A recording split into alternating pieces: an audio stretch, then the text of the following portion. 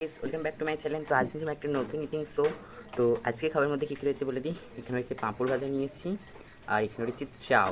তো এই আজকে খাবো, আপনারা দেখতে থাকুন, সঙ্গে রাখবো। ভিডিওটা স্টার্ট করে স্টার্ট।